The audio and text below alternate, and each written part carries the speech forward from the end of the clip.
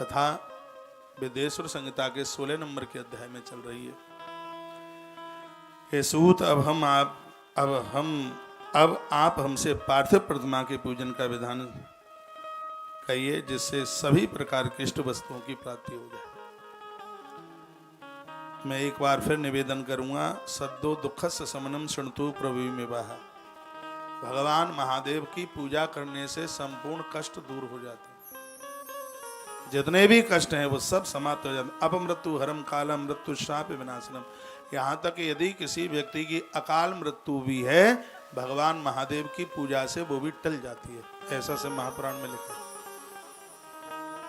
कई जन्मपत्री आपने दिखाई और उसमें यह कहा, इस कुंडली में, इस जन्मपत्री में अकाल मृत्यु को संस्कृत में अपमृत्यु कहते हैं। यदि अकाल मृत्यु का भी कोई योग है तो अपमृत्यु हरम कालह मृत्यु शाप विनाशनम। भगवान महादेव की जो पूजा है इस अकाल मृत्यु को भी समाप्त, इस योग को समाप्त कर देती है। कलत्रः पुत्रादि धन धान्य प्रदम ध्वजाः। जो भी कोई इस महादेव की पूजा को करेंगे उनके घर में संतान, संपत्ति और स्त्री, तीनों चीजों की कोई कमी नहीं रहेगी। और घर तभी अच्छे लगते हैं जब घरों में तीन चीजें हों, तभी अच्छे लगेंगे। एक है संतान, घर में संतान, संपदा, कलत्र कहते हैं स्त्री। घर में पैसा हो लेकिन घर में स्त्रियां ना हो तो घर उजड़ा सा लगता है। घर में स्त्री भी हो और पैसा भी हो, घर में संतान न हो तो उजड़ा सा लगता है। तो भगवान महादेव की कृपा से घर में संतति भी रहती है, संपत्ति भी रहती है और घर में स्त्रियों का भी कोई अभाव नहीं रहता। अन्नादि भुज्यम वस्त्रादि सर्वमुत्तमते यतः ततो मृदात् प्रतिमा पूजा अभिष्ट प्रदात भुवि। अब यहाँ विधान का वर्णन किया गया। आप लोगों ने उत्तम बात मुझे जो पूछी है उसी के बारे में मैं आपको बता रहा हूँ। महादेव की पूजा संपूर्ण दुखों को तत्काल समाप्त कर देती है। मैं पार्थिव पूजा का विधान कहता हूँ, सुनो हे ब्राह्मणों, शिवजी की यह पार्थिव पूजा अकाल मृत्यु को भी छुटकारा दे देती है और समय पर होने वाली मृत्यु की तरफ धकेल देती है। तत्क्षण कलत्र पुत्रादि धन धान्य देने वाली ये सब उसके जीवन में वो भूमिकाएं बन जाती हैं जिससे गरीबी, घोर गरीबी का नाश हो जाता है। इसलिए व्यक्ति को महादेव की पूजा जरूर करनी चाहिए। इसमें पार्थिव पूजा की बड़ी महिमा का वर्णन किया है। पार्थिव पूजा में तड़ाग कहते हैं सरोवर, कुआं, बावली, जलाशय, यहाँ की मिट्टी को लाइए, सुनिए, मिट्टी को लाएं, फिर मिट्टी को सुखाएं। जब वह चूर्ण हो जाए उसको ठीक से बारीकी से पीस लिए और छान लीजिए। उसमें गुलाब का जल, गन्ने का रस और गौ माता के कच्चे दूध से उसको सानिए। दूध डाल करके उसको साने। हस्तेन प्रतिमा कुर्यात् क्षीरेण स संस्कृताम। कितना अंगुष्ठा प्रतंग कोपेता अयोध्या समान्वतः। अंगूठा जितना मोटा है, अंगूठा जितना अंगूठे के बराबर ऊंचाई और इस उंगली के बराबर उसकी मोटाई, ऐसी ऐसी पिंडियां बनाइए। पिंडियां बना करके फिर उनका पूजन करें। इन प्रतिमाओं का पूजन करने के बाद पार्थिव पूजा का विसर्जन रोज ही होता है। इसको जब आप नैवेद्य से भोग लगाते हैं तो इससे आयु की वृद्धि होती है, इसमें कोई संशय वाली बात नहीं है। भगवान शंकर को आपने भोग लगाया, इससे आयु की वृद्धि होती है। दीप दान करने से ज्ञान, तांबूल का दान करने से भोगों की प्राप्ति हो जाती है। स्नान करके गंध, धूप, दीप, नैवेद्य, तांबूल, इन 6 वस्तुओं से भगवान शंकर का पूजन करें। शिव को नमस्कार और जप दोनों ही बहुत ज़्यादा पसंद है और इससे अभीष्ट फल की प्राप्ति होती है। मोक्ष और भोगों के लिए मनुष्य को नित्य निरंतर भगवान शिव का ओम नमः शिवाय जप करना चाहिए, भले ही गुरु मंत्र में कोई भी मंत्र उन्हें मिला। मानसिक पूजन भी इन्हीं उपचारों से करना चाहिए। देवताओं को इनकी पूजा से सिद्धि प्राप्ति होती है। महाराज, तो हमें और आपको क्यों नहीं प्राप्ति होगी? हे ब्राह्मणों, अब मैं इन पूजनों की विशेषताओं का आपके सम्मुख वर्णन करता हूँ, आप उसको श्रद्धा से सुन लें। बताया जाता है कि जो आप गणेश जी की जो पूजा करते हैं, इसमें वर्णन किया है, कहा गया है कि जो आप गणेश जी की पूजा करते हैं इस भूलोक में संपूर्ण मनोरथ की सिद्धि हो जाती है। गणेश पूजा से लिखा है, विघ्नेश पूजया सम्यक भूलोक अभिष्ट मापनीयात्। भगवान गणेश जी की पूजा की इतनी बड़ी महिमाएं। भाद्रपद मास का शुक्रवार श्रावण शुक्ला 14 आई, उस दिन गणपति की पूजा करके सब खुशी हृदय में छाई। मेरे भाई, भगवान गजानंद की इतनी बड़ी महती कृपा, भादों का महीना और शुक्ल पक्ष के दिन 14 पड़ जाए महाराज, भादों का महीना शुक्रवार हो, हाँ जी, और उस दिन 14 पड़ जाए और उस दिन भगवान गजानंद, भगवान गणपति की पूजा हो जावे तो भगवान गणेश तो रिद्धि और सिद्धियों को दे देते हैं, किसी भी प्रकार की कमी नहीं रहने देते। कर्क के सूर्य में मृगशिरा नक्षत्र में नवमी के दिन भगवान सूर्यदेव को विशेष, वैसे सप्तमी की पूजा सूर्य भगवान की विशेष मानी गई है, लेकिन कर्क के सूर्य हो मृगशिरा नक्षत्र नवमी के दिन पड़ जाए और उस दिन भगवान सूर्य नारायण की पूजा कर ली जाए तो महाराज अखंड वैभव की प्राप्ति हो जाएगी। अश्विनी के महीने में, आश्विन यानी क्वार के महीने में शुक्ला नवमी के दिन कृष्ण पक्ष की 14 में और उस दिन आदित्यवार के दिन रविवार के दिन आद्रा नक्षत्र पड़ जाए और उस दिन भगवान शंकर की पूजा कर ली जाए तो महाराज उनको कई वर्षों की पूजा करने का फल लाभ प्राप्त हो जाएगा। इस तरीके से इस पूजा के बारे में एक एक दिन की बात का वर्णन किया। नित्य कर्म मास पक्ष वर्ष, महाराज ये पूजा एक एक दिन की पूजा एक एक वर्ष का पुण्य प्रदानित कर देती हैं। इतनी बड़ी महिमा, 12 महीनों की पूजा की बात कही गई है इस अध्याय में। कार्तिक मास में दान तप होम जब नियमानुसार यदि ये किया है तो इसकी बहुत बड़ी महिमा है। प्रतिमा पूजन की, कल काल में प्रतिमा पूजन की इतनी बड़ी महिमा है, इससे व्याधियों का नाश हो जाता है, रोगों का नाश हो जाता है। तो इस तरीके से यदि भगवान का पूजन बंदन किया जाए तो भगवान सब कुछ प्रदान कर देते हैं। कुछ चीज़ें हैं वो आप लिख सकें तो लिख लेना। भगवान को दिया जलाने से ज्ञान की प्राप्ति होती है, भगवान को तांबुल यानी पान का पत्ता चढ़ाने से भोगों की प्राप्ति होती है, भगवान को नैवेद्य से आयु और संतोष 2 चीजें मिलती हैं। अगरबत्ती जलाइए मत भगवान को, क्योंकि अगरबत्ती में बांस होता है, इसलिए धूप बत्ती काम में लीजिए। धूप जलाने से धन बढ़ता है, दीपक से ज्ञान की वृद्धि होती है। 6 वस्तुओं के द्वारा भगवान महादेव को विशेष रूप से पूजा जाता है। जप और नमस्कार ये दोनों चीजें अभिष्ट फल देती हैं, इसमें कोई संशय नहीं है। पार्थिव प्रथमा पूजा विधानम ब्रूहि सत्तमा येन पूजा विधानेन सर्वाभीष्ट मवाप्तये। हे साधु श्रोमणियों, पार्थिव पूजा की महिमा अपने आप में बहुत अद्भुत है। पार्थिव पूजा करने से यानी मिट्टी के शिवलिंग बनाकर उसका पूजन करने से सभी प्रकार के कष्ट दूर हो जाते हैं। यहाँ तक कि कुष्ठ रोग बड़ा भयंकर रोग है, भगवान शंकर की पार्थिव पूजा करने से इस रोग की भी निवृत्ति हो जाती है। बताया जाता है कि भगवान को 5 पौआ का भोग लगता है, जिसको 5 पौआ कहते हैं, सवा सेर। कोई भी चीज़ सवा सेर उनको चढ़ाई जाए, इससे वो अति प्रसन्न हो जाते हैं। और पार्थिव पूजा स्त्री पुरुष दोनों कर सकते हैं, ऐसा वर्णन है इसमें। ऋषियों ने कुछ प्रश्न किए। हमेशा प्रश्न 4 प्रकार के होते हैं। जब भी किसी से कोई प्रश्न किया जाता है तो उसमें 4 प्रकार होते हैं। पहला प्रकार कौन सा है? जो वाद विवाद हार जीत के लिए दर्शाने के लिए, देखो हमने ऐसी बात उन्हें पूछ ली थी, वो बता तो नहीं पाए, भले ही कितने भी बड़े विद्वान हैं, हमें कम में मत आंकना। हमारे प्रश्नों का तो कोई हर पंडित जवाब दे दे, ऐसा कैसे हो जाएगा। देखो उनकी बोलती बंद कर दी थी। जो सामने वाले को नीचा दिखाने के लिए वाद विवाद के लिए प्रश्न किया जाता है, उसको तुच्छ प्रश्न कहते हैं, तुच्छ। दूसरा प्रश्न है, उसका नाम है कनिष्ठ, वक्ता की परीक्षा के लिए किया जाता है। ये कितने योग्य हैं, ये कितने विद्वान हैं, इसको कनिष्ठ प्रश्न कहते हैं। तीसरा प्रश्न है मध्यम, जो अपनी बुद्धि की चतुराई दिखाने के लिए किया जाता है, उसको मध्यम कहते हैं। और चौथा प्रश्न है जिसका नाम है उत्तम प्रश्न, जो अपने कल्याणार्थ संदेह को, कल्याण के लिए संदेह को दूर करने के लिए गुरुजनों से प्रश्न किया जाता है। तो शिव महापुराण जैसे ग्रंथों में जो भी प्रश्न किए हैं वो सब उत्तम प्रश्न किए गए हैं। यहाँ से पुराण के वक्ता कहते हैं, कभी भी किसी से आप प्रश्न करते हैं तो उत्तम प्रश्न करें, ना कि तुच्छ ना करें, कनिष्ठ ना करें, मध्यम ना करें। एक बार फिर कहूँगा, तुच्छ प्रश्न है जो वाद विवाद को दर्शाने के लिए, कनिष्ठ वक्ता की परीक्षा लेने के लिए, मध्यम अपनी योग्यता दिखाने के लिए, और उत्तम प्रश्न है जो अपने संशयों की निवृत्ति के लिए जो प्रश्न किया जाता है उसको उत्तम प्रश्न कहते हैं। तो शिव महापुराण में सौनक ऋषियों ने जितने भी प्रश्न किए हैं वो सब उत्तम प्रश्न किए थे, यानी अपने संशयों को दूर करने के लिए वो प्रश्न किए गए थे।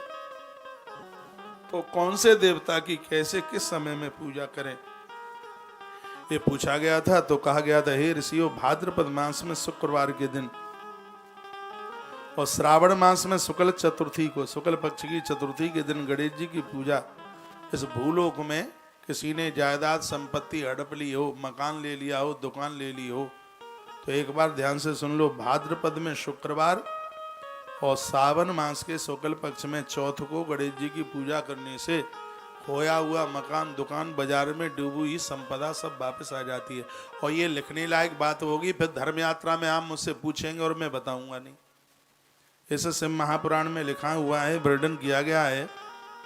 इसमें जो देवताओं की पूजा के लिए जो बात कही गई है वह बड़ी अद्भुत है। इसमें कहा गया है कि सावन के महीने में जितने भी शुक्रवार पड़े भगवान गणेश जी की अद्भुत पूजा कीजिए, और भादों में शुक्ल पक्ष के दिन चतुर्दशी के दिन जो आप पूजा करते हैं भगवान गणेश जी की, विघ्नेश पूजया सम्यक भूलोक अभिष्टमाप्नुयात् शुक्रवारे चतुर्थ्याम च सते श्रावण भाद्रके, ये इसका श्लोक है।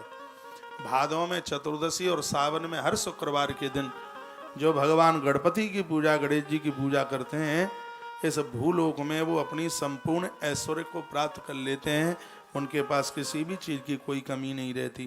फूस के महीने में सतविसा नक्षत्र और धन के सूर्य में गणेश जी की पूजा करने से कितने भी आपकी मकान, जायदाद, दुकान किसी ने हड़प ली हो वो सब वापस आ जाएगी। फूस के महीने में सतविसा नक्षत्र पड़ जाए और उस दिन भगवान गणेश जी का पूजन किया जाए तो कार्य में सिद्धि हो जाएगी, कार्य सिद्ध हो जाएगा। बोलो भक्त वत्सल भगवान की जय हो, श्री हनुमान जी महाराज की जय हो, आज के आनंद की जय हो। जय जय श्री राधे, जय जय श्री राधे, जय जय। श्री राधे। दीपक और सरसों के तेल का दान करने से मृगी का रोग मिट जाता है, इसे महापुराण में वर्णन है। दिया, पीतल का दिया और सरसों के तेल का दान करने से यदि किसी को मृगी का रोग है तो उसके हाथ से ये दान करा दीजिए, उसका यह रोग समाप्त हो जाएगा। सिरादे जाने दो तो उसका यह रोग समाप्त हो जाएगा। सोमवार के दिन शिव जी का पूजन करने से ये लिख लीजिए, महादरिद्रता का नाश होता है। सोई तो हम कहेंगे सोमवार को ही भगवान शंकर का अभिषेक क्यों किया जाता है, तो इसमें वर्णन किया गया है कि सोमवार के दिन भगवान शंकर का महाअभिषेक करने से, महापूजन करने से घोर गरीबी समाप्त हो जाती है। इसमें बिल्कुल किसी भी प्रकार के संशय की बात नहीं है। इतना बड़ा प्रभाव है सोमवार के दिन भगवान शंकर का पूजन करने की, इतनी बड़ी महिमा है। घोर गरीबी का नाश होता है और धन संपदा की प्राप्ति होती है। कृतिका नक्षत्र युक्त यदि मंगलवार पड़ जाए और भगवान कार्तिकेय की पूजा की जाए, घंटा दान में दिया जाए तो वाक सिद्धि हो जाएगी, वाणी सिद्ध हो जाएगी।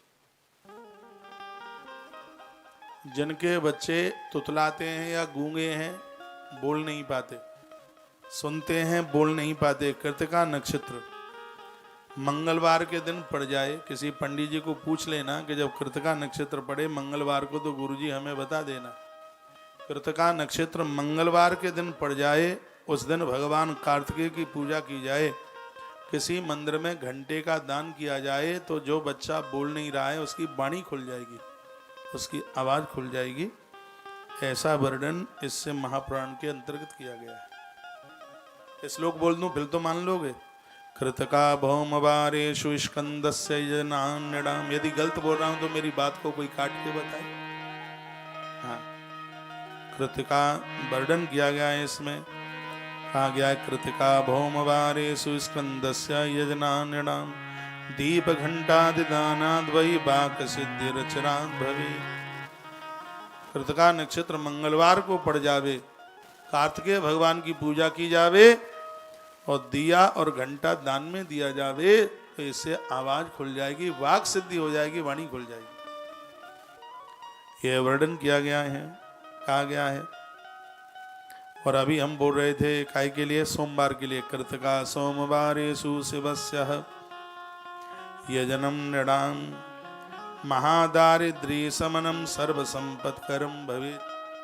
सोमवार के दिन भगवान महादेव की पूजा अर्चना करने से संपूर्ण गरीबी का नाश हो जाता है और घर में श्री की वृद्धि होती है, धन बढ़ता है घर में। इसलिए हर सोमवार के दिन, रोज नहीं बनता है तो हर सोमवार के दिन महादेव का अभिषेक कर लिया करो, उसके ऊपर बेल पत्नियां चढ़ा दिया करो। हो सके तो सोमवार का व्रत आरंभ कर दो, एक ही साल कर लो, आनंद हो जाएगा। गोस्वामी तुलसीदास जी ने कहा कि गरीबी झेले इससे बड़ा दुख नहीं, और महापुरुषों के साथ अटैच जुड़ करके रहें इससे बड़ी संपत्ति नहीं, इससे बड़ा सुख नहीं। गुरुजनों के साथ आप जुड़े हैं, जीवन की सबसे बड़ी संपदा, और गरीबी झेल रहे हैं सबसे बड़ा दुख है। क्यों झेल रहे हो भाई गरीबी, क्यों? जो पुरुषार्थी लोग हैं उनके कॉलम में गरीबी शब्द ही नहीं होता। इतने पुरुषार्थी बनिए। मैं ये इतना पूजा पाठ आपको शिव पुराण से बता रहा हूँ, ये पैसा नहीं टपकेगा आकाश से। यदि पूजा करने से पैसा ऊपर से टपक जाए तो बच्चों को इतने पढ़ाने की जरूरत क्या है? फिर उनको नौकरी करने के लिए जाने की जरूरत क्या है? यदि फिर इससे ही सब हो जाए तो फिर तुम पूजा क्यों बता रहे हो? हम पूजा इसलिए बता रहे हैं कि सोमवार के दिन महादेव की पूजा करोगे तो धन आने के रास्ते खुल जाएंगे। रास्ते में जो रुकावट है वो रुकावट हट जाएगी। ऑफिस जाना पड़ेगा, बच्चों को पढ़ाना पड़ेगा। अब ये नहीं कि बेलपत्र पर श्री लिख दो और आप बेलपत्र महादेव पर चढ़ा दो तो पैसा ऊपर से बरस जाएगा। तो मेरे भरोसे मत रहना, एक कौड़ी भी नहीं आने वाली है ऊपर से। पैसा तो तब आएगा जब आप कमाएंगे। हाँ, इतना परिपक्व है, ये काम करोगे तो आलस खत्म हो जाएगा, प्रमाद खत्म हो जाएगा और धन कमाने के लिए अंदर से उत्साह बढ़ेगा। इसलिए इन पूजा पाठों की इसलिए आवश्यकता है। जो कहीं तुम बच्चों की पढ़ाई लिखाई बंद कर दो कि हमने तो कथा में सुन करके आ गए हैं बेटा, बस अब तो सुन लिया, मूंग की दाल चढ़ा दो महादेव पर और बच्चा पढ़ करके हो जाएगा विद्वान। सो कुछ भी होने वाला नहीं। पढ़ने के खाली मूंग की दाल पढ़ा देगी बच्चे को, कुछ नहीं होगा। हाँ, मूंग साबुत तो मूंग महादेव पर चढ़ाओगे तो बच्चे का पढ़ने में मन लग जाएगा, ऐसा से पुराण में लिखा है। अब आप कहें कि वो किताब लेकर के घर ही बैठ जाए, पढ़ने को ना जाए, तो कोई गारंटी नहीं है बिल्कुल भी। बच्चे को पढ़ना पड़ेगा तब ही विद्वान बनेगा वो। हाँ, इन सब चीजों से जो मध्य की जो रुकावटें हैं, दिक्कतें हैं, परेशानी है, वो दिक्कतें दूर हो जाएंगी, वो परेशानियां दूर हो जाएंगी। पंचों बात समझ में आ रही है? बड़ा अच्छा लग रहा है, पीछे पंडाल तक आप दिखाई दे रहे हैं, लेकिन कथा तो 1 महीने की होनी चाहिए थी, तो 9 दिन में तो कुछ हो ही नहीं पा रहा है। क्या करें? ऐसा लग रहा है मैनपुरी के बाईपास से निकल रहे हैं। 7 संगीताएं और अभी हम पहली संगीता में चल रहे हैं, और कथा भी खूब कह रहे हैं, पूरा 4 घंटा देके जा रहे हैं। लेकिन महादेव की कथा इतनी अद्भुत है कि इसको सुनते सुनते पीते पीते पेट ही नहीं भरता है, लगता है पीते ही रहो, पीते ही रहो, पीते ही रहो। कथा ही इतनी अद्भुत है। एक बार जयकारा लगाइए भगवान के नाम का। बोल भक्त वत्सल भगवान की जय हो, श्री हनुमंत बलवंत महाराज की जय हो, आँख के आनंद की जय हो, जय जय श्री श्री राम। राधे श्री राधे। कृतिका नक्षत्र बुधवार के दिन पड़ जाए, विष्णु भगवान का पूजन करने से, ब्राह्मण को दही भात खिलाने से घर में संतान की प्राप्ति होती है। ये सब अद्भुत बातें हैं, इसको झुटलाया नहीं जा सकता। किसी बहन को संतान नहीं है, पंडित जी को पूछे कि बुधवार के दिन कृतिका नक्षत्र कब पड़ रहा है। कृतिका नक्षत्र लिख लीजिएगा, आज यहाँ से नारियल दिए जाएंगे 4 बजे आरती के बाद। और आज बड़ा अभाव हो रहा है संतान के लिए, कोई तो कारण है। इन कारणों के समापन के लिए हमारे ग्रंथों में बड़े बड़े विधानों का वर्णन किया है। बहुत सी बातें आपने लिखी हैं, तो ये भी लिख लीजिए। कृतिका नक्षत्र बुधवार के दिन पड़ जाए, भगवान विष्णु का पूजन कीजिए, तो एक ब्राह्मण ब्राह्मणी को घर बुलाइए और उन्हें दही भात खिलाइए। सब्जी नहीं, पूड़ी रोटी नहीं, सिर्फ दही भात, मीठा दही भात उनको खिलाइए। इसमें लिखा है इससे संतान की प्राप्ति होगी। स्वयं विधाता ब्रह्मा का वाक्य। कृतिका नक्षत्र यदि गुरुवार के दिन पड़ जाए, ब्रह्मा जी का पूजन करें, शहद और घी का दान करें।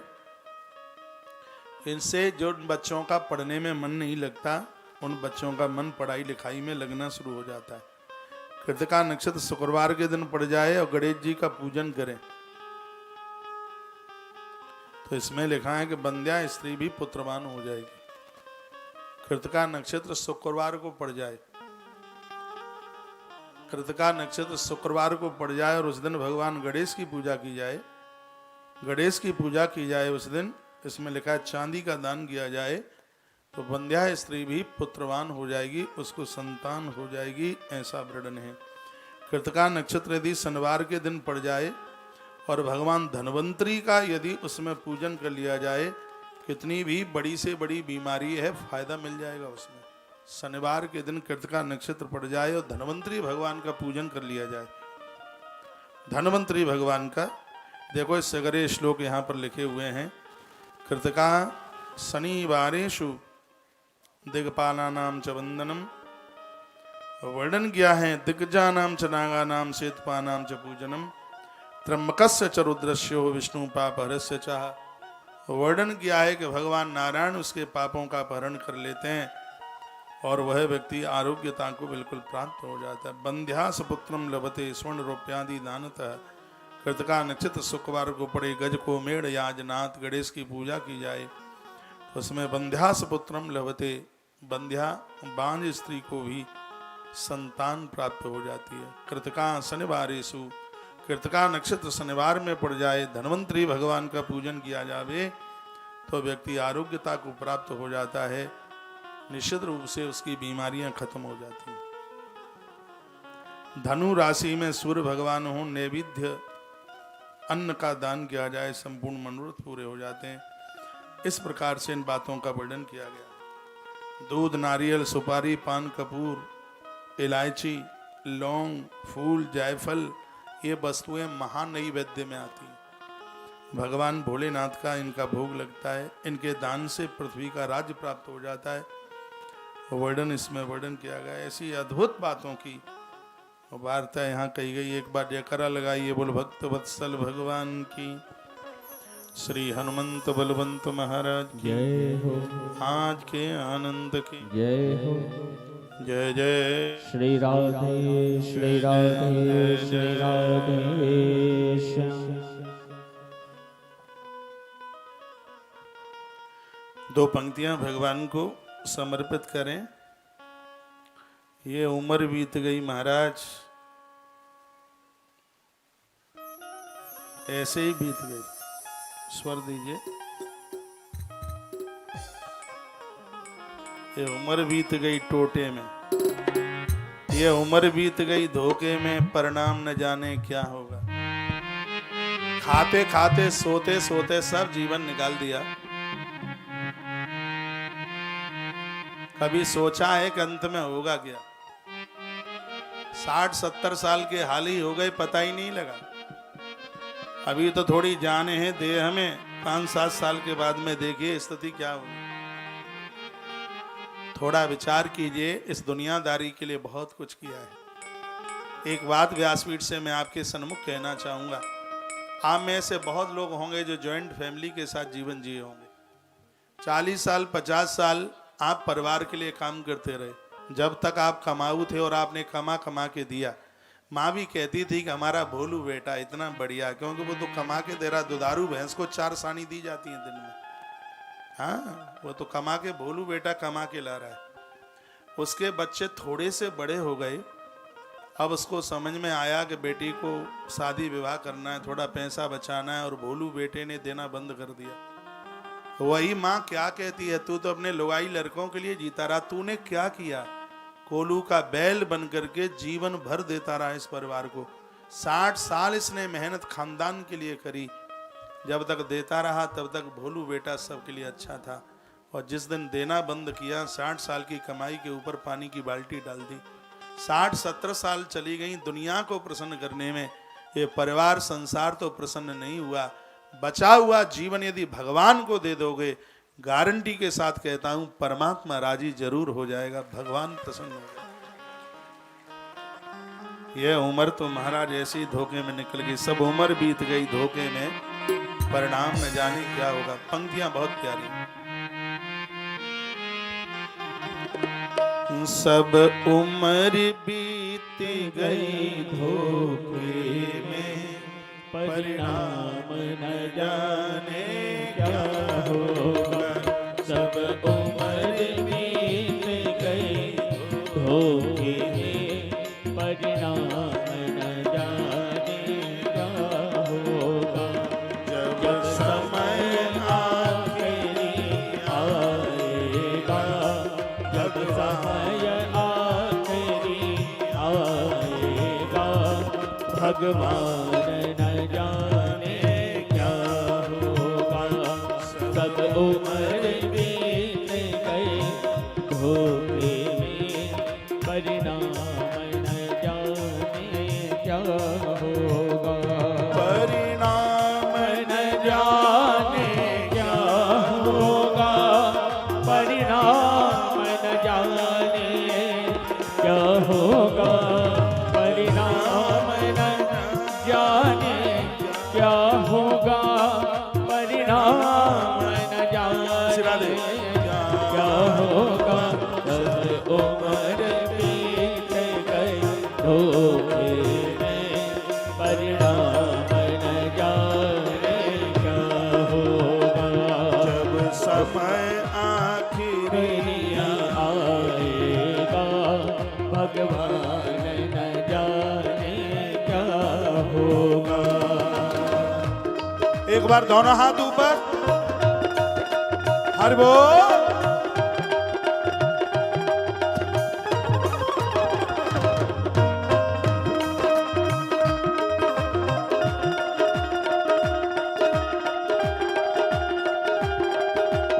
जय हो।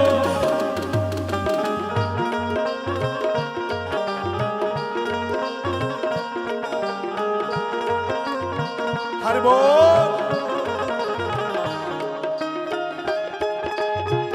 सिरा दे, इसको खाली पांडल दिखाना जरूरी है।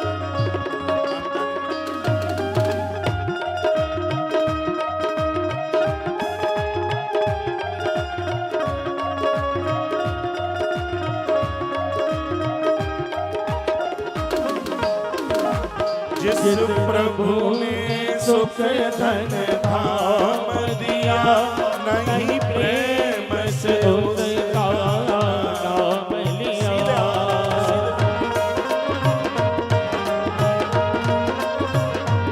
जिस प्रभु ने सुख धन धाम दिया, नहीं प्रेम से उसका नाम लिया। बंदा बन गंदा काम किया, बंदा बन गंदा काम किया। परिणाम न जाने क्या होगा। सब उम्र बीत गई धोखे में, परिणाम न जाने क्या होगा। जब समय आखिरी आएगा, भगवान न जाने क्या होगा।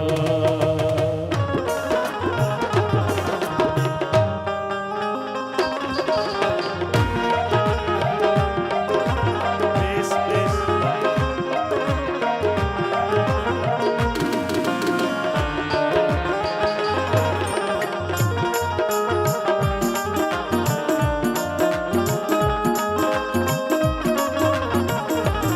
हीरा सा जीवन खोया है, पर मैलन मन का धोया है।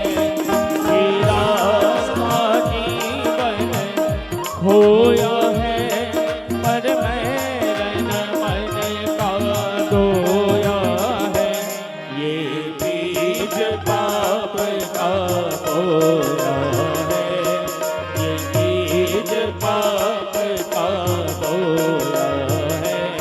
परिणाम न जाने क्या होगा। सब उम्र बीत गई धोखे में, परिणाम न जाने क्या होगा। समय आखिरी आएगा, भगवान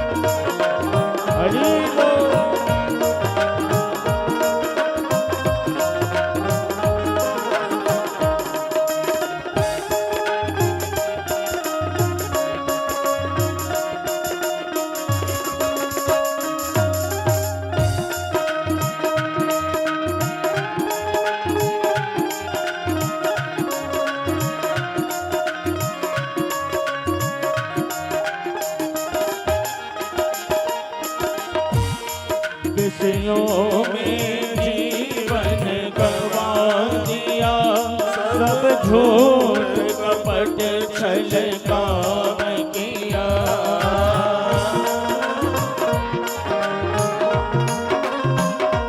विषयों में जीवन गवा दिया, सब झूठ कपट छल काम किया। नहीं संत जनों से प्रेम किया, नहीं संत जनों से प्रेम किया। परिणाम न जाने क्या होगा, जब उम्र बीत गई धोखे में। परिणाम न जाने क्या होगा, समय आखिरी आएगा। जब समय आखिरी आएगा, भगवान न जाने क्या होगा।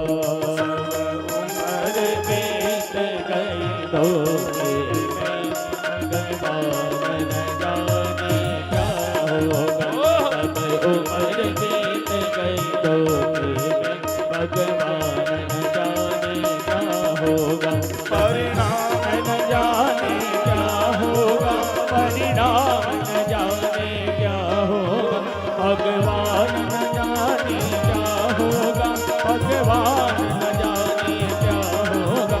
जब समय आखिरी आएगा, भगवान न जाने क्या होगा।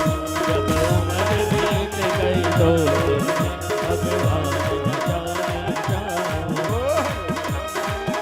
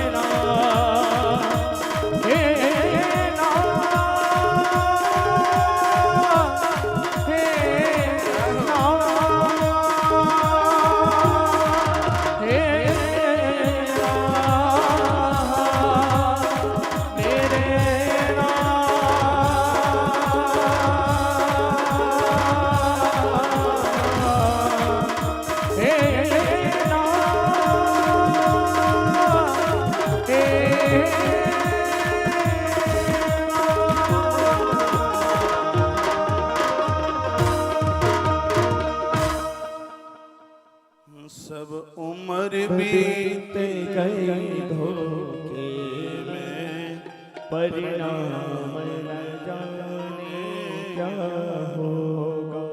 जब समय आखिरी आएगा, भगवान न जाने क्या होगा। सब समय बीत गई धोखे में, परिणाम न जाने क्या होगा। परिणाम न जाने क्या होगा, परिणाम न जाने क्या होगा। जब समय आखिरी आएगा, भगवान न जाने क्या होगा। बोले भक्तवत्सल भगवान की श्री हनुमंत बलवंत महाराज की जय हो। पूजताभ्याम पितृभ्याम तु परमानंद एव हि परमानंद लाभार्थम शिवलिंगम प्रपूज्यये। जिस प्रकार से हम माता पिता की पूजा करते हैं, उनका ध्यान रखते हैं, उसी प्रकार से हमें भगवान महादेव का भी पूजन उसी श्रद्धा के साथ करना चाहिए। सा देवी जगताम माता स शिवो जगतः पिता। भवानी हमारी और आप सबकी माँ हैं, महादेव हमारे और आप सबके पिता। इस प्रकार से भगवान महादेव के पूजन के लिए शिव पूजन, शिवलिंग पूजा की बात कही गई। ओम नमः शिवाय। प्रणव की बात कही गई है। प्रणव वेद का सार रूप ऋषि मुनियों ने बतलाया है। जो ओम है इसमें सब कुछ समाहित है।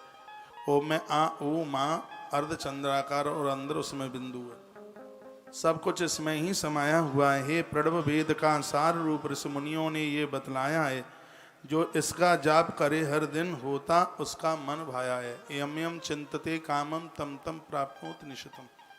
रोजाना 900 बार ओम ओम शब्द का उच्चारण कीजिए। 3 महीने में 5 किलो वजन कम कर लीजिए। श्वास की बीमारी खत्म हो जाती है। ब्लड प्रेशर कंट्रोल में होता है। जो नित्य ओम ओम का उच्चारण करते हैं, हर रोज 9 माला जपिए। कोई सुबह जपिए, कोई शाम को जपिए। देखना शरीर की बॉडी का वजन कैसे कम होता है। इतना बड़ा प्रभावशाली है ओम। है प्रणव वेद का सार रूप ऋषि मुनियों ने बतलाया है। जो इसका जाप करे हर दिन होता उसका मन भाया है। यम यम चिंतते, वो जैसा सोचेगा चिंतन करेगा वैसा ही हो जाएगा। योगी बन करके भगवान का ध्यान करें। योगी 3 प्रकार के होते हैं।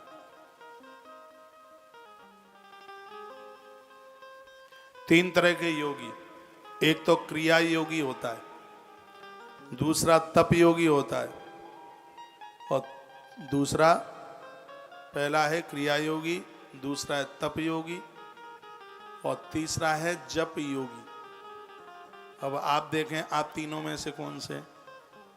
क्रिया योगी धन आदि से, शरीर से भगवान की प्रतिमाओं का जो पूजन करता है, सब विधि पूर्वक जो पूजन करता है उसको क्रिया योगी कहते हैं। और दूसरा है तप योगी, जो व्रत इत्यादि करते हैं उसको कहते हैं तप योगी। व्रत करते हैं, उपवास करते हैं, कभी सोमवार का करते हैं, प्रदोष करते हैं, 11 करते हैं, वो तप योगी है। एक तीसरा है जिसका नाम है जप योगी, जो उपवास तो नहीं करते, भगवान को नहलाते धुलाते भी नहीं, क्रियाक्रम कांड नहीं करते, लेकिन माला जरूर जपते हैं, उसको जप योगी कहते हैं। लेकिन एक और है चौथा, जिसका नाम है महायोगी।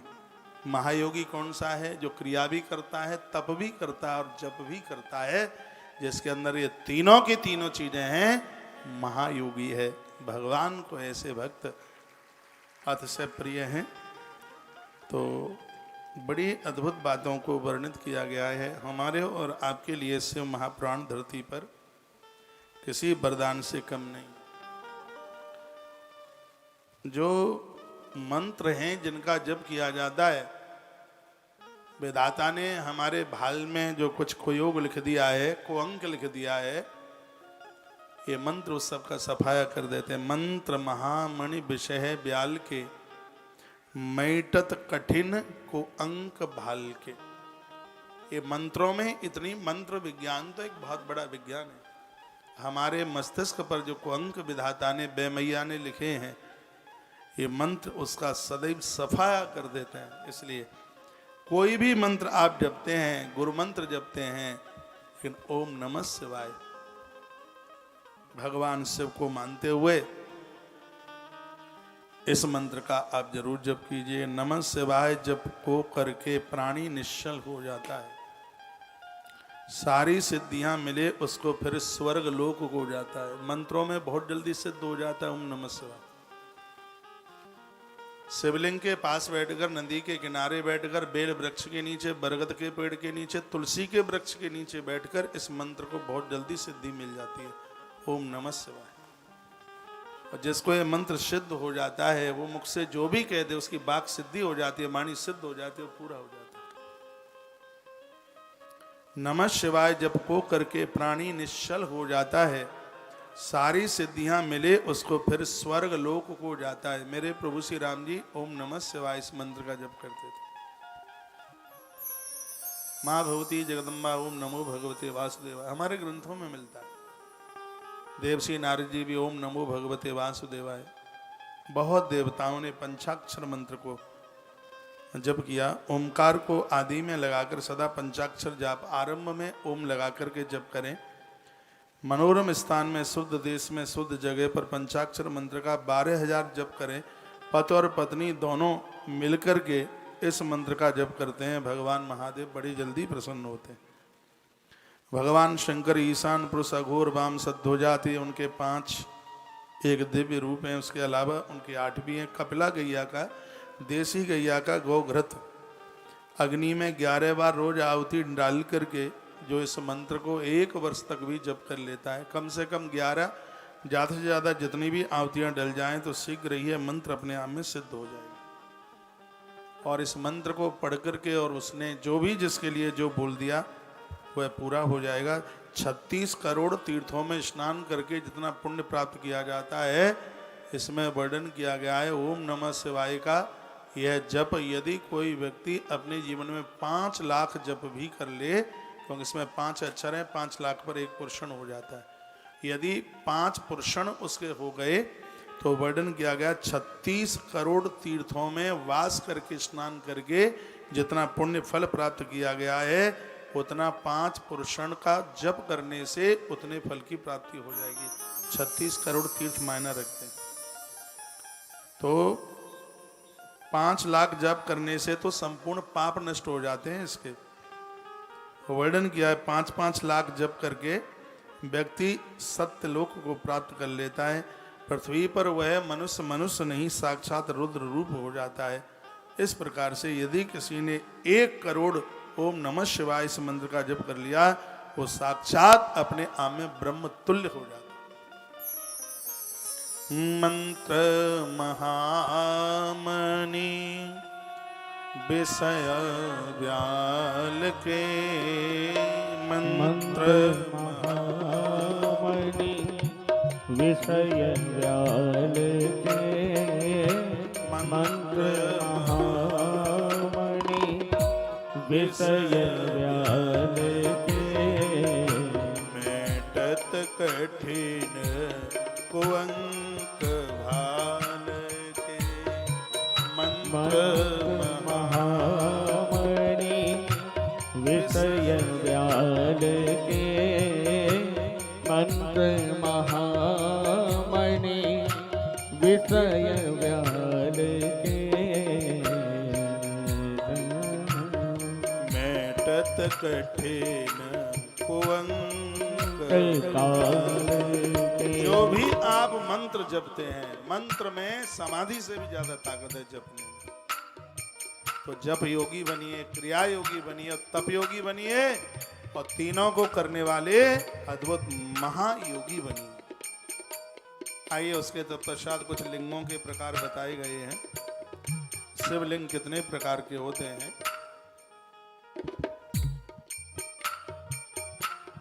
वह भी सुन लीजिए। दीर्घ प्रणवमेवं ही योगी नामेव द्रुतम। ओम का जप करने वाले लोग दीर्घ जीवी, लंबी उम्र जी करके जिनको ऐसा कोई अपने गुरु महाराज से मंत्र मिला है जिस मंत्र में ओम नहीं है, वह भगवान की इस व्यासपीठ को अपना गुरु मान करके उसके संग ओम लगा करके जपना शुरू करें। क्योंकि ओम के बिना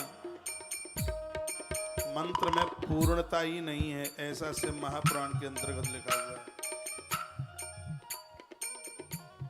कुछ लिंगों के प्रकारों का शिवलिंग प्रकार का वर्णन किया गया है। स्वयंभू लिंग प्रथमम, बिंदुलिंगम द्वितीयकम, प्रतिष्ठितम चरम चैव गुरुलिंगम तुपस्समम।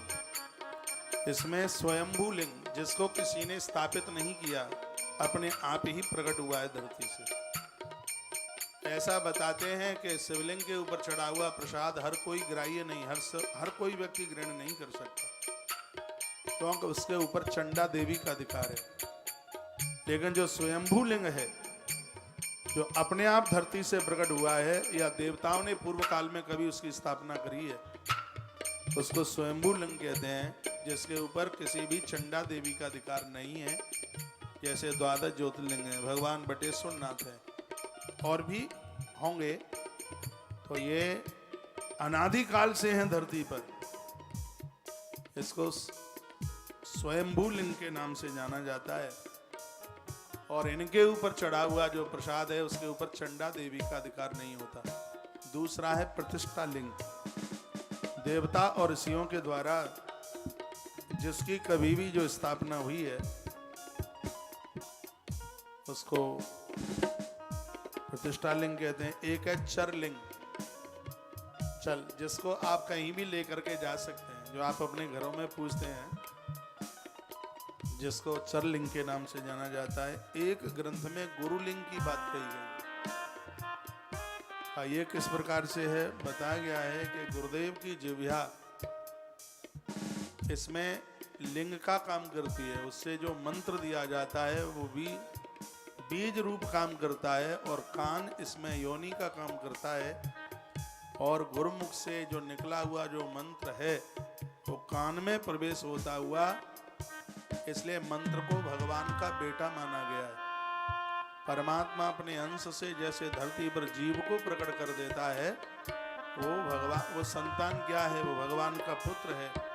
उसी प्रकार से वह मंत्र शिष्य के कान में से होता हुआ हृदय तक जाकर के पहुंचता है, और जब वो स्फुरित होता है तब आप कहते हैं कि ज्ञान की उपलब्धि हो गई है, ज्ञान पैदा हो गया है। तो उस मंत्र को भी यहाँ पर गुरु लिंग के नाम से माना गया। स्वयंभू बिंदु प्रतिष्ठाचर गुरुलिंगम जगत में होते हैं, से भक्त करे पूजा इनकी, वो यहाँ निर्भय होकर रहते हैं। जिनके कान में गुरुमुख से जो मंत्र गया, और वह मंत्र हृदय में एक लिंग के रूप में पैदा हो जाता है, उसको गुरुलिंग कहते हैं। ये वार नहीं होता, ये अंदर हृदय में प्रवेश कर जाता है कान के माध्यम से, और जब ये अंदर होता है तो अज्ञान उस जीव को आकर के छू नहीं सकता। इस प्रकार से अद्भुत बातों का वर्णन किया गया। बोल भक्त वत्सल भगवान की, बोलिए भक्त वत्सल भगवान की जय हो। श्री हनुमंत बलवंत महाराज की जय हो। जय जय श्री राधे श्री राधे श्री राधे।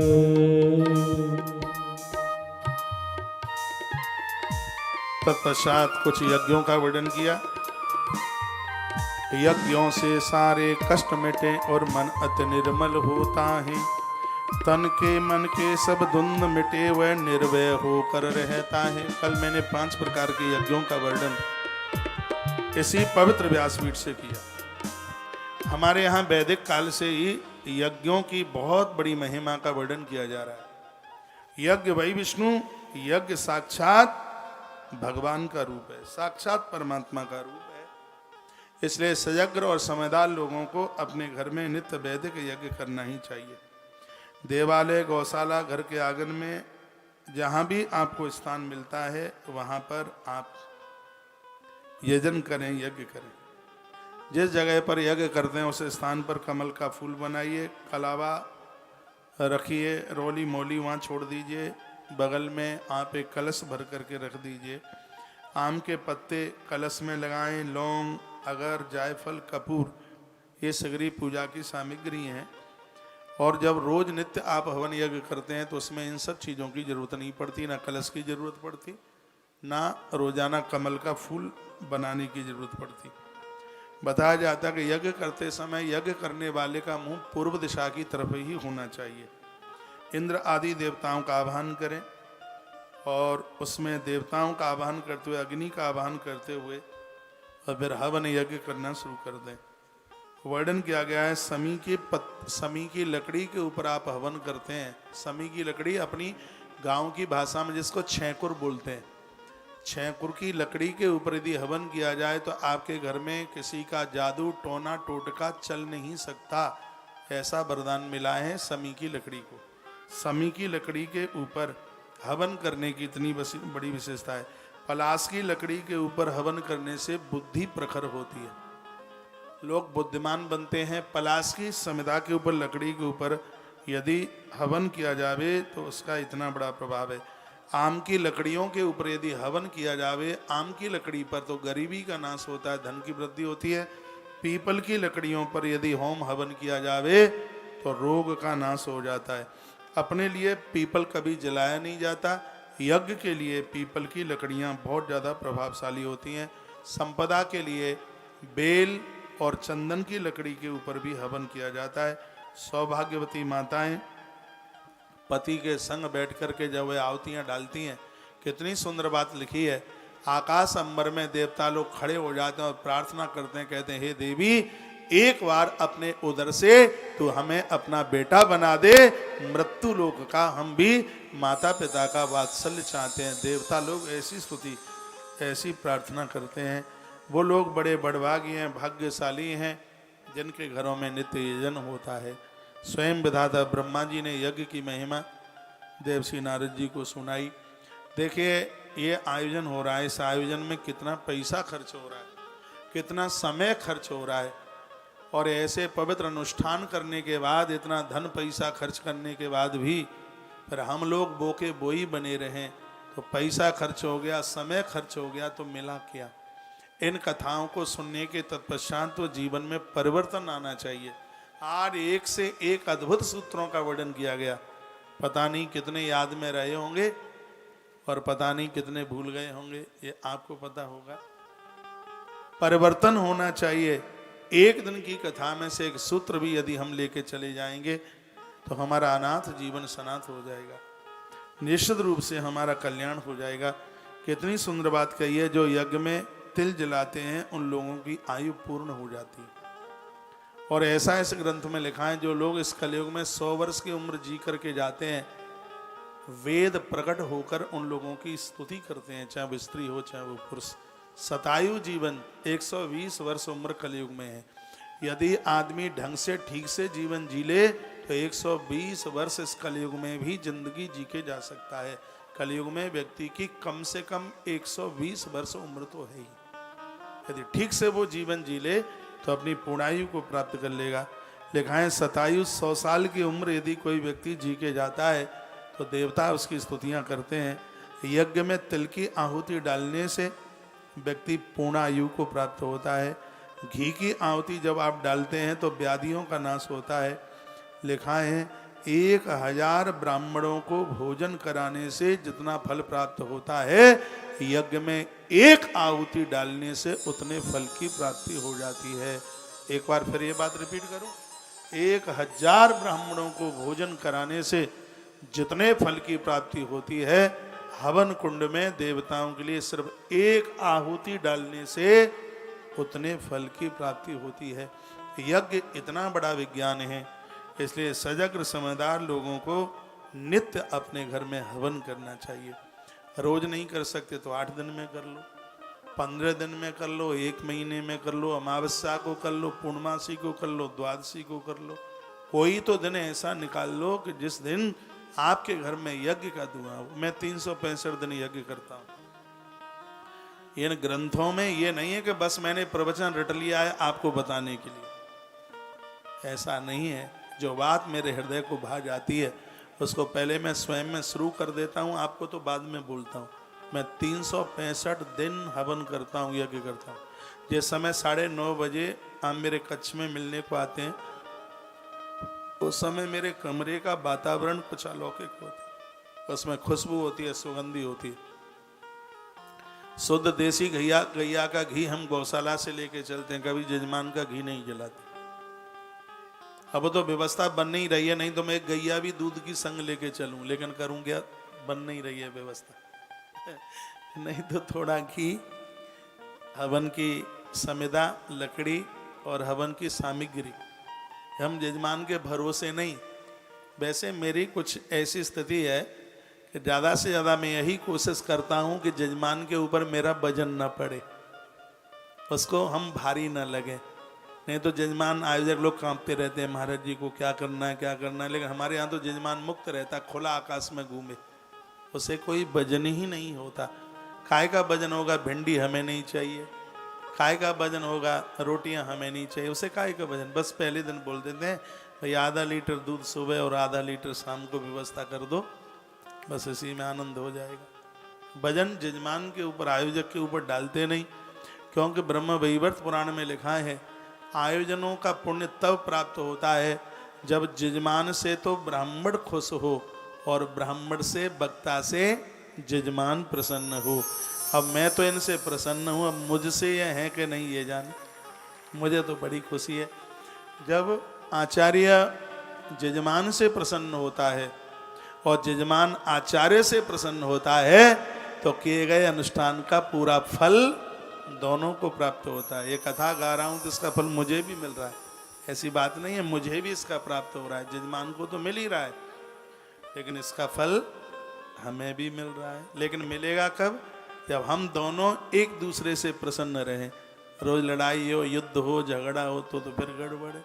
कभी कभी लड़ाई होती है, काय के लिए लड़ाई होती है? माला कुमलाई मंगाई हुई थी, क्या फर्क पड़ता है इन सब चीज़ों से? जजमान ने तुम्हें हाथ ही जोड़ लिए। एक कहीं किसी कथा में हम गए, पंडित जी ब्यास गद्दी से ही रूठ गए, तो गेंदे के फूल की माला कुछ सिकुड़ी हुई थी एक दिन पहले की, तुमने हमें खड़िया पलटन पंडित समझ रखा है क्या है? और माला ऐसी मरी मराई माला, रुपट्टी 10 रुपट्टी की ले आए हो, तो हमारी योग्यता जानते नहीं। हमने हाथ जोड़े, हमने कहा अरे गुरुजी आप क्या कर रहे हैं, ये है माला के लिए लड़ाई झगड़ा? ऐसा भी हो जाता है। तो इसमें जजमान और आचार्य दोनों एक दूसरे से बिल्कुल प्रसन्न रहें, तो फिर उस कथा का पूरा फल जजमान को भी प्राप्त होता है और वक्ता को भी प्राप्त होता है। तो मैं आग्रह पूर्वक निवेदन करूंगा, आप सब अपने घरों में यज्ञ शुरू कर दो। उसके विधि समय समय पर मैं आपको बताता रहूंगा। यज्ञों से सारे कष्ट मिटे, मन निर्मल हो जाता है, तन के मन के सब द्वंद मिटे, वह निर्भय होकर रहता है। वो निडर हो जाता है, निर्भीक हो जाता है, उसके जीवन के संपूर्ण प्रश्नों के समाधान हो जाते हैं, जो यज्ञ से जुड़े हुए हैं, हवन से जुड़े हुए हैं। इसलिए यज्ञ किया। यज्ञ की महिमा अपने आप में बड़ी अद्भुत है। सूत सौनक ऋषियों को बता रहे हैं, कहते हैं उक्तेष्वतेषु लिंगेषु पार्थिवम लिंगम उत्तमम। पार्थिव पूजा पर शिवलिंग पूजन में बहुत जोर, कई बार वर्णन किया है इस ग्रंथ में। तो वर्णन किया गया है उक्तेष्वतेषु लिंगेषु पार्थिवम लिंगम उत्तमम। भगवान की शिव पिंडियों की बड़ी बड़ी पूजाओं का वर्णन किया है, लेकिन हे सौनक ऋषियों, लिंगों में पार्थिव लिंग ही बहुत ज्यादा श्रेष्ठ है, उसका पूजन श्रेष्ठ और लाभदायक है। हे ब्राह्मणों, जैसे सभी देवताओं में महेश्वर श्रेष्ठ हैं, उसी प्रकार से सभी शिवलिंगों में पार्थिव शिवलिंग बहुत ज़्यादा श्रेष्ठ है। जैसे सभी नदियों में गंगा श्रेष्ठ है, मंत्रों में ओंकार श्रेष्ठ है, जैसे सभी वर्णों में ब्राह्मण श्रेष्ठ है, जैसे सभी पुरियों में काशी श्रेष्ठ है, जैसे सभी व्रतों में एकादशी और शिवरात्रि श्रेष्ठ है, वैसे सभी शक्तियों में पराशक्ति श्रेष्ठ है, उसी प्रकार से सभी लिंगों में पार्थिव लिंग सबसे ज्यादा श्रेष्ठ है। ताली तो बजाना ही मत, आपको नजर लग जाएगी।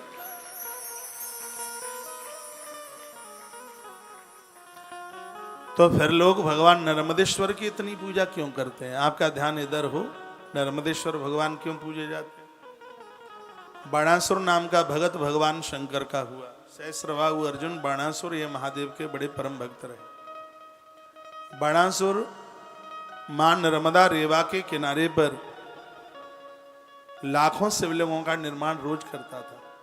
मिट्टी के शिवलिंग, यही पार्थिव पूजा रोज करता था। सुन लीजिए, और थोड़ी देर की बात है।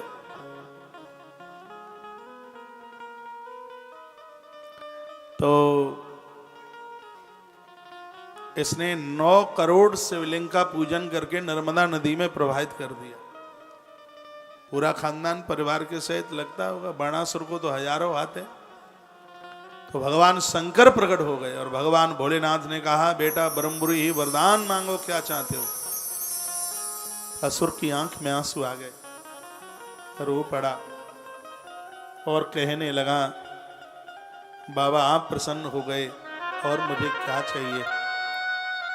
कुछ नहीं चाहता। अभी तक तो मैं बस सुनता रहा था, जो शिवलिंग पूजन करता है, नदी के किनारे पर पिंडियों को जल में प्रवाहित कर देता है, एक न एक दिन शंकर उसे जरूर दर्शन देकर के कृतार्थ करते हैं।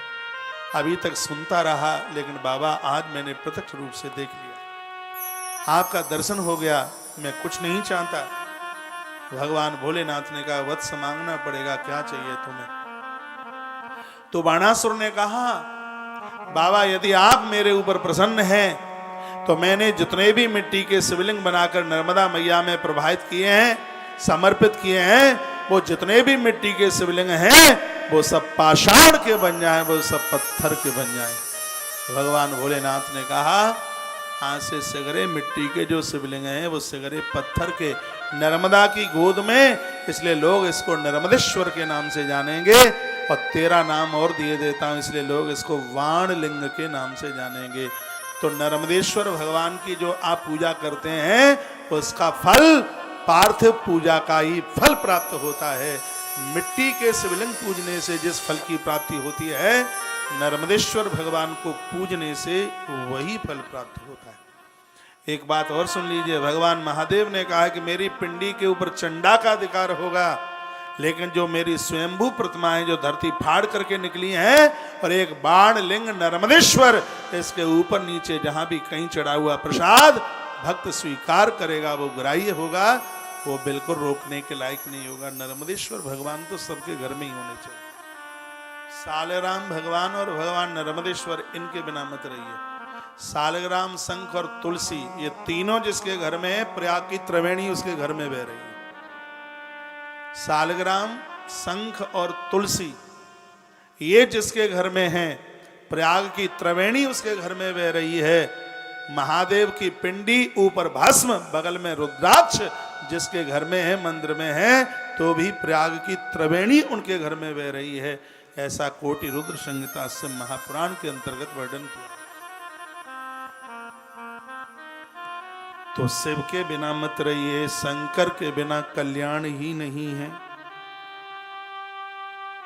भगवान शिव को मानिए, वंदन कीजिए, उन्हें पूजिए। उक्तिस्ततेषु लिंगेषु पार्थिवम लिंगमुत्तमम्। रोज मिट्टी की व्यवस्था नहीं हो सकती, रोज पार्थिव पूजा आदमी नहीं कर सकता। तो मिट्टी का शिवलिंग नर्मदेश्वर में परिवर्तित हो गया। भगवान नर्मदेश्वर की पूजा अपने घर में करोगे तो आपको पार्थिव पूजा का ही फल मिलेगा, ऐसा ग्रंथ में वर्णन है।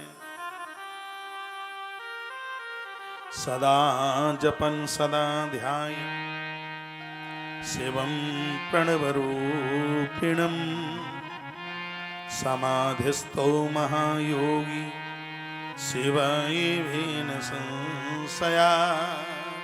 जो नित्य भगवान का जप करते हैं, शिवलिंग की पूजा करते हैं, वो साक्षात शिव एवं संशय, वो तो साक्षात शिव रूप हैं। इसमें किसी भी प्रकार का कोई भी इसमें संशय नहीं है।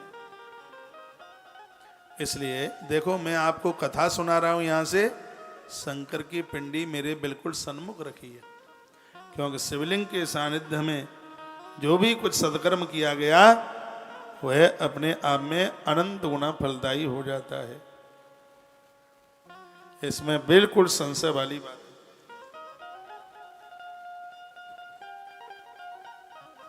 पार्थिव लिंग आराधना के द्वारा धन, आयु और कार्य की सफलता, कार्य में सफलता मिलती है। शिवलिंग का पूजन करने से धन, उम्र और रुके हुए कार्य ये सब बन जाते हैं। जो पार्थिव लिंग बनाकर उनकी पूजा करता है वह धनवान, लक्ष्मीवान होकर अंत में रुद्र लोक को प्राप्त होता है। जो पार्थिव लिंग बनाकर नित्य पूजा करता है वह अनंत वर्षों तक शिवलोक में रहता है। जितनी बार मैं पार्थिव पूजा कहूँ तो उसको आप नर्मदेश्वर भगवान से भी जोड़ सकते हैं। हम लोग 365 दिन भगवान नर्मदेश्वर का महारुद्राभिषेक करते हैं।